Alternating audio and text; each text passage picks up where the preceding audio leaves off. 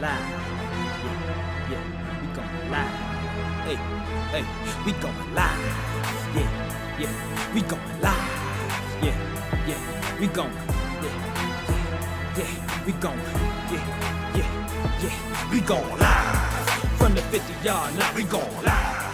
From the 50-yard line, we going live. From the 50-yard line. Hey. Hello, beautiful people. Hello, hello, hello. I am Jarrett, the football genius Burgess. And I am Stephanie Fitzpatrick, aka the Advantage Coach. This is episode 163 of the Field to the Real podcast. We are trucking, moving. This is June 3rd. Yep. And we got some things coming up. Yeah, just a few. Yeah. Yeah. So be on okay, I know I just put that out there, but be on the lookout for the stuff we got moving, the stuff we got coming. We'll make sure that we post it and we get it all put out there for you guys. So just be on the lookout. I will say the one thing that we can just mention right now that has nothing to do with the podcast, but is very connected, in my opinion, is the Belong group. That's what I was trying to alley-oop you. Oh, okay. So the Belong group that I am facilitating through Transformation Church in Tulsa, Oklahoma, I have been pretty much faithfully attending for the last 2.5 years since the pandemic hit, online at Transformation. And so I am happy to announce that I am now a Belong group facilitator for a new group that it's called Calling All Athletes, Get Your Head in the Game for Christ. Yes. And so anybody can join. If you're an athlete and you're out there, you're welcome to just go to, I don't have it pulled up right now, but if you go to Transformation, I think it's transformationchurch.us, and go to the Belong Group tab, you'll see, and you can just easily, they'll give you a list of all of the groups. You can find mine and you can join, and I'd be happy to have you. We'll meet weekly on Tuesdays from 7 p.m. to 8 p.m. Eastern Standard Time, and just talking about how we make the word and the things that are being shared and we're learning, how we make them practical in our lives as athletes, how you can take what you hear and make it practical as an athlete. So I'm excited. Yeah. Now I'm excited. Thank you for the alley. I didn't know if you were talking about something. There's so many things going on. We got camps, and I was like, well, okay, so. Well, it is, but I knew that this was coming up this Tuesday, but I didn't know all of the specs behind it. So I was trying to, you know what I'm saying? Yeah, I appreciate it. I missed that alley-oop, but I caught it. And yeah, I you still caught it. Yeah, there we go. I caught it. I did a layup. Instead of a dunk, I did a layup. So yeah, but yeah, so I'm really excited. It'll go from next Tuesday. So it's the Belong group start June 5th and go through August 27th. I think mine is June 7th through August 22nd. So it's a 12-week. And I'm just looking forward to it. I'm really excited. God is moving. Yeah. Yeah. I'm excited about that for you because I feel like it is the culmination of kind of some of the things that you have been working on, for a long time. Yeah. And one of the things that I'm just going to throw back out there, just because we're going to make it happen immediately, is Brunch for Believers. You know what I'm saying? That's coming back to you guys. Absolutely. But that B group is what made me think about Brunch for Believers, you know what I'm saying? And the necessity for it. So it's just good to see these things aligning and some of the things that you're doing down there in Ocala, how it's all kind of shaping and coming together. So yeah, I'm excited. FCA, all of that, just really excited getting to work with the College of Central Florida here in Ocala, and getting to speak at the University of Florida. Like, all of that stuff is just amazing, and it's all for Christ, and I love it. Yeah. I was just about to say, right before you said it's all for Christ. I was like, oh, I can't say that no more. And I was just about to say, don't let Stephanie get all humble on y'all. Like she, you know what I'm saying? She ain't out here moving. Because Stephanie is truly humble, and she's not going to, you know, brag on the things that she's doing and her accomplishments. But after she just said this is all for Christ, then we have to kind of throw that out the window because, you know, it's all for him. So. Nothing to do with me. Absolutely. Yeah. I'm just the pawn in the game, right? But yeah, so thank you for that. I appreciate it. Yeah, I'm excited. And like I said, please join if you can. We'd love to have you. And even like Jarrett said with Brunch with Believers, you know, that's on my the Crowned One YouTube channel. Mm-hmm. And so there are 13 or 14 episodes already out there that, you know, if you want to go and look at them, and then we just talked about it, about to get back to it. So even that, I'm just excited about everything that's going on right now. Yeah. Well, all right, let's jump into this Who's Really Right. Yeah. I'm anxious to talk about, I'm always anxious to talk about them, but I'm anxious to talk about this one in particular because it is rare that we do a Who's Really Right and Stephanie and I discuss it and have kind of already locked in where we are, and then I just kind of change it up on the day of the show. It's rare that I do that. It's rare. I try not to do that, but hey, it is what it is. I do it all the time. So. Something hit me to the core today that I was thinking about as I was thinking about this Who's Really Right. Okay. And so I'm gonna say mine for last. Ladies first. Our Who's Really Right is for this NFL season, who is on the hot seat? And we're only looking at the quarterback of the team and the head coach. So out of the 32 teams in the NFL, which quarterback is on the hot seat and what head coach is on the hot seat? Okay. So when we first had this conversation, because we do have production meetings, I had one person in mind, right? And I was like, yeah, I feel like, and I still feel like that person might be, your words, on a lukewarm seat. They might be on a lukewarm seat. But the person that I feel like is definitely on the hot seat right now, assuming that it stays the way it is currently, right? Is Jimmy Garoppolo for the San Francisco 49ers. And I say this because his team got to a certain point this past season in the postseason, and it was clear in that situation that he was the one that needed to step up, and he did not. Right. Deebo Samuel just carried the team, being everybody.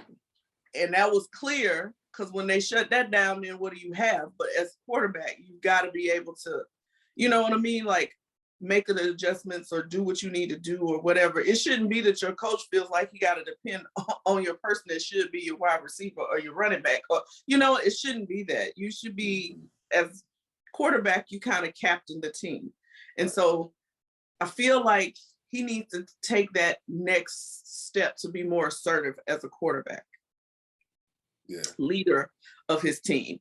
Ownership that this is his team, because I feel like that has always been his issue, that he's never felt like he really was the man.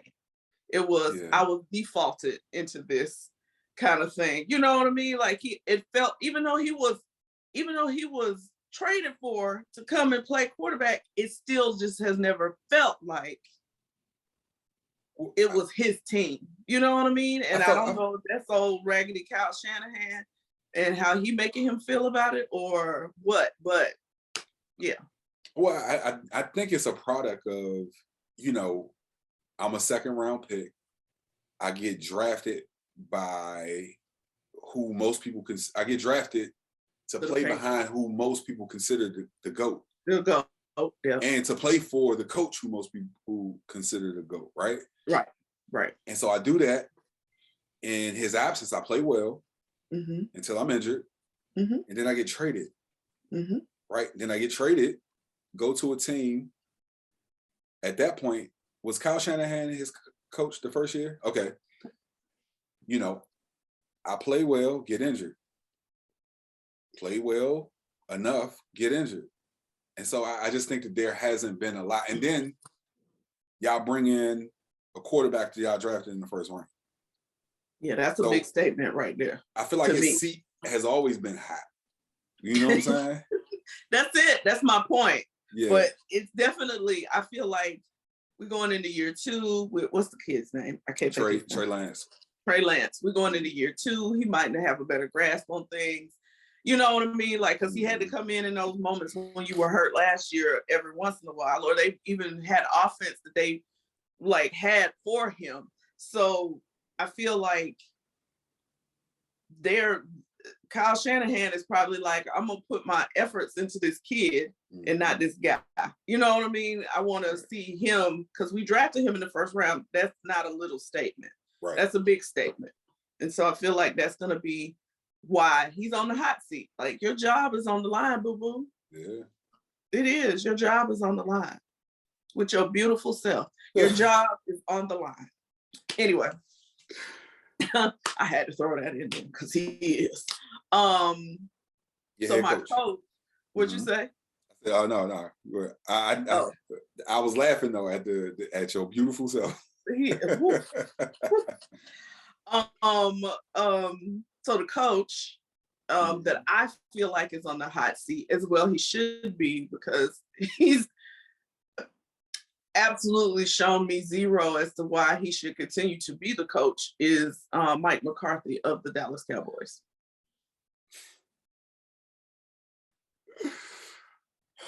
Okay. The decision. It's time for him to go. I mean, I don't even know why he was your choice in the first place. I'm gonna be honest. I don't know why he was your choice in the first place. I mean, I feel like in Green Bay, you looked good because you had Aaron Rodgers.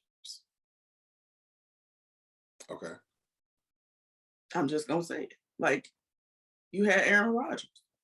That's not a knock or shade on Dak. I'm just saying, Aaron Rodgers is Aaron Rodgers. Let's be clear. You said there's not a shade on Dak? No, it's not. Oh, hush. No, it's not shade on Dak. It's because Aaron Rodgers is a Hall of Fame quarterback, period. Yeah, I mean, Dak's good. He's even great, but he's not there yet, right? So this is just showing up Mike McCarthy's inefficiencies as a head coach in this situation. And then let me just say this. To his defense, I will come a bit, because he does have to also do this as head coach for Jerry Jones. Say it again. He has to be the head coach of a team that Jerry Jones owns. Okay, so that is a good, you know what I'm saying? To his defense, but I'm not defending him. But I'm saying, like, yeah, that's a good defense though. You know, because I mean, it's a great defense, because that's a hindrance. That's a handicap. How many Super Bowl winning head coaches have been with the Cowboys and have done well for the Cowboys? Now, take Jimmy Johnson out of it. Because I was gonna say Jimmy Johnson, but Bill Parcells and Wade Phillips and Jason Garrett wasn't a Super Bowl winning coach. And now we got him.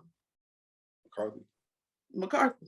And so now I probably would have chosen Mike McCarthy if you hadn't taken him, right?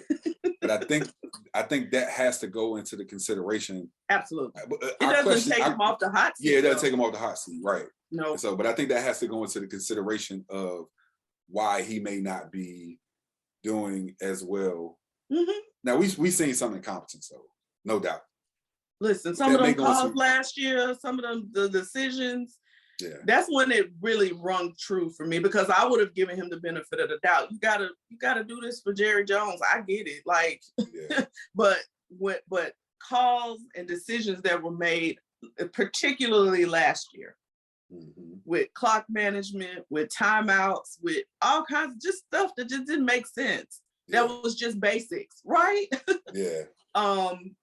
But so, and I think that Jerry Jones keeps searching for those Super Bowl winning coaches with the hopes that they will get him over the hump, but he is the hump. And so until that changes, you could have left Jason Garrett in the position as far as I'm concerned. Yeah. He was your best puppet ever. Just 8-8 Jason Garrett. Yep. He was your best puppet ever. So until you get out of your own way, sir, I don't know that you'll get the result that you're looking for. I don't care which coach you go out and get. Yeah. So those are mine. Where you at? Quarterback. My quarterback. We just mentioned him a minute ago.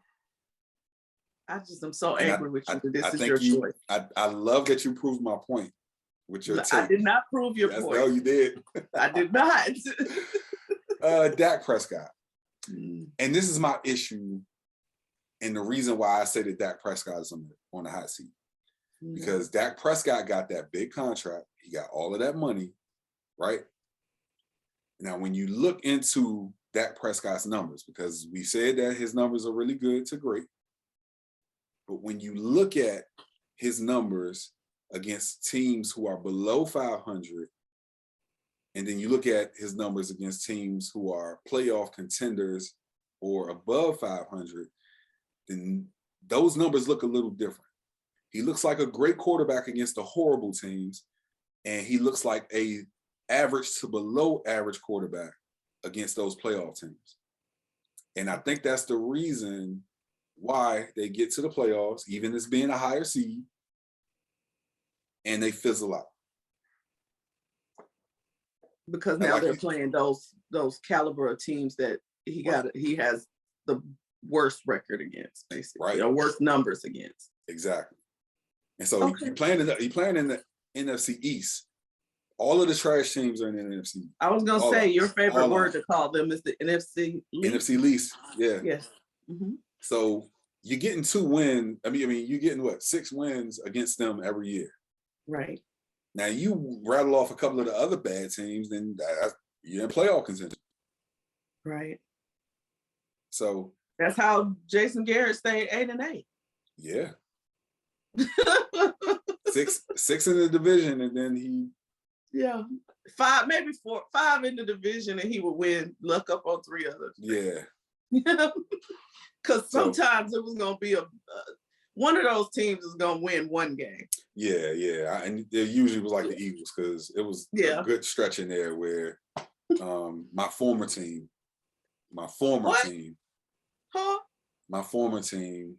they would just beat them like a drum twice a year. Did you say wait? We're not gonna just slide over that. Your former team? Yeah. Until we get rid of the owner, I'm denouncing my fandom. I don't blame you.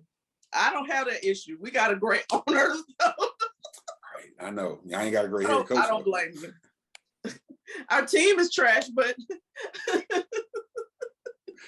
that's okay.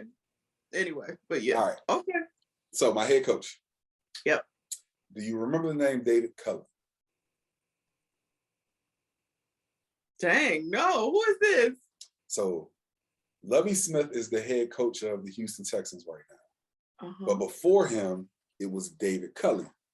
I didn't even that's so bad. I didn't even know the coach. You know what? Because after what's his name left, and then all of that stuff went down with Deshaun. I literally, it's like I blocked the Texans out of my head. Well, they brought him in, black head coach who had been an assistant for a long, long time. Okay. They brought him in. They thought that he would be able to kind of reason with Deshaun, and that never happened. So he got 1 year as the head coach last year. I didn't even know he was Black. Yeah. That's so bad, Stephanie. That's horrible. I literally just blocked them all the way out. Stephanie, making my point. Making my point right here. Making my point. You are making my point. So, David Culley got 1 year, and they let him go. I'm not about to say this. So he walked in on the hot seat because I don't think they wanted him as the head coach anyway. Uh-huh. My coach that's on the hot seat this year, Mike McDaniel. Is who? Mike McDaniel. You don't even know who that is. Head coach of the Dolphins. Come on, man. That's too easy. That's a layup. That's an alley-oop right there. Listen. For real. Come on. Yeah. So you see my drift. I don't think he got that position off of his own merit. I think given what happened with I'm not gonna say this. Yeah, I'm gonna say something. I'm gonna say it. Okay. I think what happened with Brian Flores forced them to have to hire a black man. But they went diet black. And so what I feel, because my man didn't even want to identify as black. So whatever. What I feel is that he is going to have this season. And I get they went out and got Tyreek Hill. Cool. But you still got what's the boy name at quarterback? Tagovailoa. Tua. Yeah. So still got him at quarterback. Yeah. You're going to be awful this season. And this will be his one and only season as a head coach. One and done. Mike McDaniel, I'm sorry that I chose you, but ooh, I mean, dang. That's so bad. Is that hot seat though? Like, oh, it's one. Were you even like, maybe your seat is just one of those ejectable seats? It makes me think of Fast and Furious, like, you know, like with the button. Just press the button, eject him right out of the seat. Yeah, is it hot or is it just ejectable? Like, you know, so I think what would be more appropriate than a hot seat is that, and I caution saying it. You know, I'm just gonna say it. More appropriately termed, instead of it being a hot seat, he's a crash dummy. Mm-hmm. Wow. I thought you were gonna say Lovey, because that's possible too. Oh, nah. I think that he may have gotten hired for the same reason. Yeah, exactly. If let us not forget when there was the all-black head coach Super Bowl, Lovie Smith was one of those head coaches. Correct. And so we know that he can lead a team to a Super Bowl because he's done it. Absolutely. And he had Rex Grossman as his quarterback. So I feel like, even if you feel like at the last couple of years while he was at Illinois and, you know, while he was the coordinator there, that he hadn't done that great, you still know that he's a Super Bowl caliber head coach. Because he's supposed to be somebody's NFL head coach, not somebody's whatever coordinator in a college. That's why. Yeah. He never should have had his job even on the